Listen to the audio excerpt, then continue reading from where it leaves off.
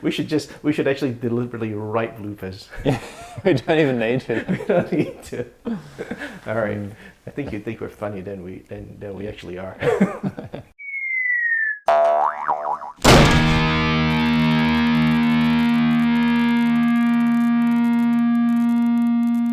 Hi there, this is Felix. I'm Rowan. And you're watching Gas TV.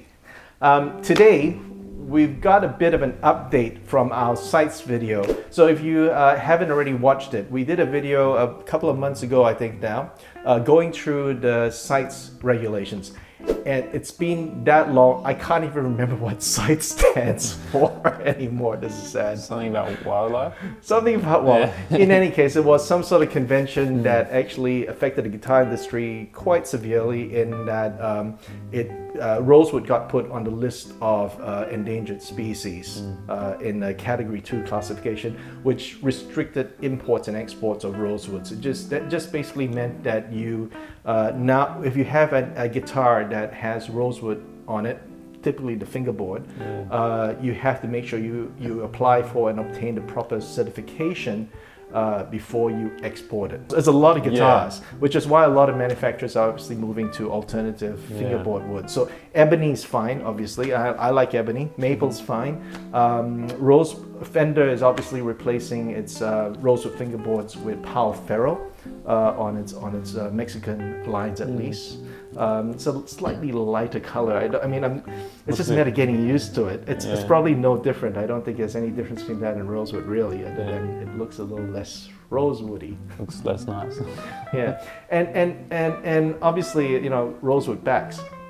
In rosewood, it's been the typical standard acoustic guitar back. I just like it. But yes, for the lowdown on that, do check out our full video describing. I'll put it up here somewhere, talking about CITES in detail. But we've got a little bit of an update and a bit of a personal story to tell about Rowan's run-in with CITES. Yeah. So, at the guitar show, cheeky Rowan let on that he had a mystery guitar coming in and wouldn't tell me what it is, regardless of how much I tested him. Had that for 5 years, and you sold your baby. That's it. So, what did you get? Secret. It is. All right. Okay. So we're gonna have to wait. We do a reveal on the video. On the second day of the guitar show, I get this text from Rowan. I never get texts from him like this. It said something along the lines of, "Felix, I need your help." He sounded panicked. You have the knowledge. He sounded panicked in his Rowan tech SMS voice because he's never asked me for help like that before. I suddenly felt really needed and loved and important. What can I do for you, my son? So Rowan said it was about his mystery guitar, and that he had run into a CITES issue with it. And given we just did the video and we did the research, he had forgotten everything, obviously, about the video. But I knew he did the video on it. And did I know what to do about it? So the story was you bought this guitar through Reverb? Reverb, yeah. Right. There was a Reverb stall down in the guitar show, so I ran straight down there for you, got a hold of one of the Reverb guys. And he was really helpful. They've been awesome, actually. They've been following me through the whole process. Really? Yeah. Well, I told him that you needed help with some CITES documentation with a purchase you made internationally on Reverb. He literally just handed me his card, said, "Get Rowan to call me tomorrow, and we'll help him through the whole process." Yeah. We did that, and that was it. So it was awesome. So tell us the story. So what happened? Well, I just sold my Yamaha. And I was like, okay, I need something to replace it. So I got this old Ibanez. It's from like the 70s, really old. We just did a video on your Yamaha. Yeah, I know. Rowan's got a specific type of gas. He, out of financial necessity... I don't have enough money to get a new one, so I got to put one out every time. But that's right, but he does have gas. So I don't know, I've lost count of how many guitars he sold this year and bought already, but yeah, it is You gas. don't lose money that way. Yeah. You don't, No. Anyway, sorry. But yeah, So it came from Spain, and it got here really quickly, but I got a call from FedEx saying, oh, you haven't got the documents. And I was like, oh, the people in Spain should have given them the documents with it. So there was like all this communication going back and forth, trying to figure out where the documents were. So was it just a individual seller in Spain, or was it? It was a shop. It was a shop, because it's an actual shop. It was actually a shop. So they should have known about the CITES documentation. And they did, but they said that apparently one of their employees didn't realise it had rosewood on it and just sent it. So it's been stuck in customs for about 2 months. God, okay. It's still there. It's still there. Well, actually, no. It was stuck in FedEx, and FedEx were really good. They were trying to help me and being like, you need to find these before we give it to customs, because customs will snatch it. And eventually, it went on for too long because we couldn't get the documents. So Reverb helped you get in touch with the seller. Yeah. The seller then, is the seller, Paul? Did they own up to? They sort of went through a few stories, but they definitely said, oh, look, we don't have the documents. Yep. And they took responsibility for that, then? Yeah, they took responsibility. Okay. But the CITES documentation, as far as I understand, does take time to get a hold of. It does, yes. So your question is, even if they applied for CITES, they're not going to get it. They're not getting it in time for customs. Especially because Spain is currently on holidays. Okay. And of course. But what happened is it went to customs, and customs seized it. I got the notice, and then it left customs and went to the International Wildlife Trade place. Right, okay. I don't know what it's called. Yeah. Probably something like CITES. Yeah, but that seems to be where it sits until it gets destroyed. Destroyed. Yes. Destroyed. Yeah, or it goes somewhere, I don't know. Thank goodness it was an important, valuable guitar. Well, I mean, thank goodness I get my money back. Hang on, I was throwing you a line. Oh. Was it actually, what was the guitar? It was an Ibanez pre-lawsuit 335 copy. I think that's a valuable guitar. Oh, yeah, definitely. Holy crap. Yeah. So they're going to, I don't know if they'll destroy it, but if they don't destroy it, that means they have a big pile of guitars somewhere. Which I don't think this they do. guy could be responsible for the destruction It's not me. of a piece of guitar string. It's the dudes in Spain. Oh God! Wow. But I did find out that it's just always a seller's responsibility to. Yeah, of course it is. Yeah. No, of course it is. Apply for the documentation. So yeah, of course it is. It is because he's sending it. That's what we understood from the CITES thing. So hang on. So there's no way he could apply for the CITES documentation now, but it's too late. It's customs have it, and it will get destroyed after a period of time. What other things could you have done? Like, what did you try to do? They send you a notice of seizure, and then you have 30 days to appeal it. But the problem is, I didn't have anything to appeal it with. So if I had the CITES documentation, I could have said, I'm getting the CITES documentation, let me appeal. Yep. But there was nothing. I mean, they were right. Yeah. They didn't have the CITES documentation. It was sent illegally. It was illegal, yeah. But we have 2 days left of the seizure notice from today.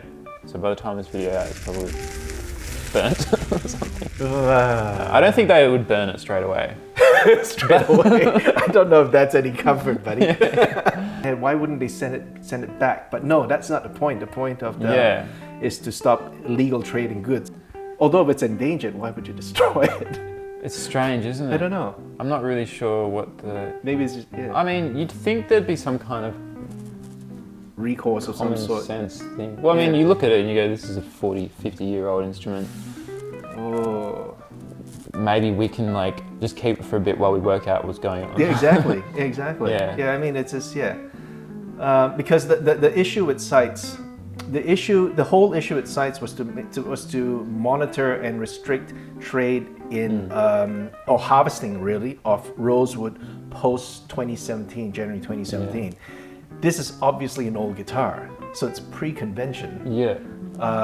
There's no need. It doesn't. It has nothing to do with the new restrictions really, other than the fact that it has to be monitored as part of that. And this valuable guitar is unfortunately going to get destroyed because it got caught up in all this. Wow.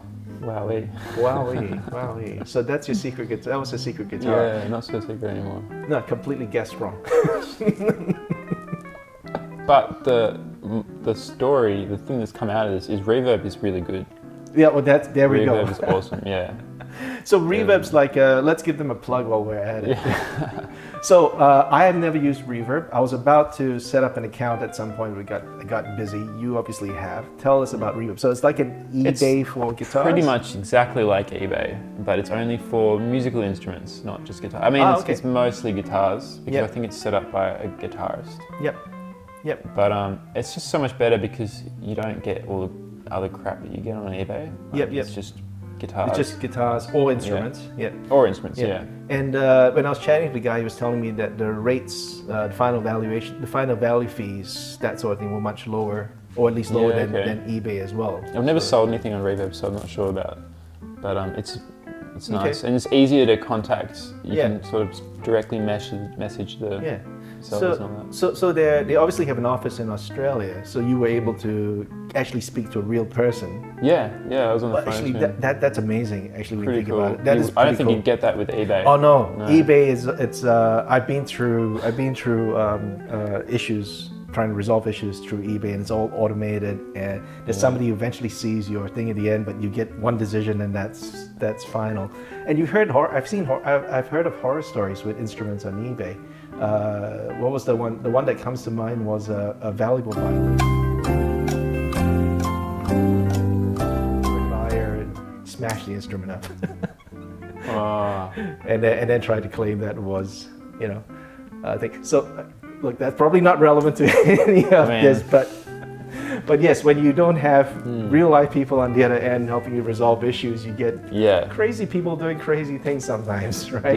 Yeah. So having that contact with Reverb it's really cool. Well, made a good impression on me actually. Yeah. So there we go. We'll be trying Reverb out because I've got plenty of guitars to sell. Yeah, it's awesome. What, the guitars to sell or Reverb? No, the Reverb. Reverb, there we go. All right, cool. There it is. There's Rowan's sad horror story. Yes. Not so horror though, because it sorts itself out, isn't it? The guitar's still going to get destroyed. That's true. I think that's painful. I've been playing jazz gigs on a Stratocaster for the last 3 months. You still getting jobs? I make fun of him with a Strat on jazz gigs, but he makes anything sound good. So, speaking of which, do go check out the review on Rowan's Japanese exclusive Strat, the one that he's using on jazz gigs. It's a really, really cool axe. So cool, yeah. It's a very cool axe. It's actually nice hearing a Strat on jazz gigs. I love it. Yeah. Apart from the slight buzz.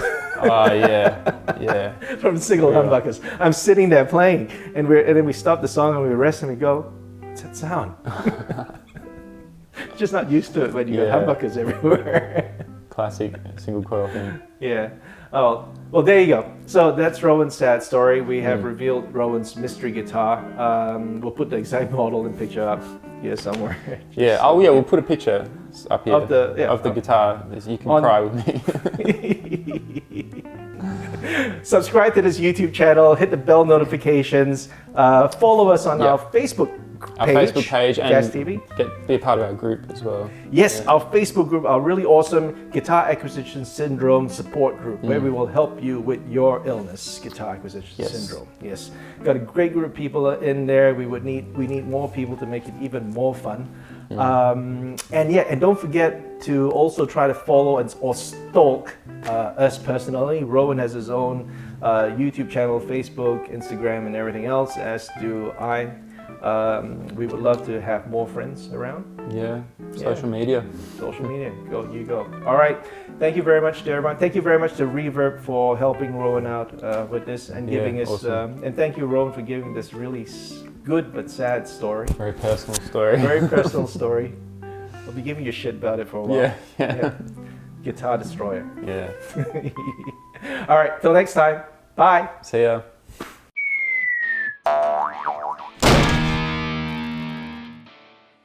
Do you find when you put two guitars together, they breathe and another pops up out of nowhere? Then when you try to explain that, your other half looks at you like you're crazy. If so, click here to subscribe to Gas TV. because multiplying breeding guitars is a real thing.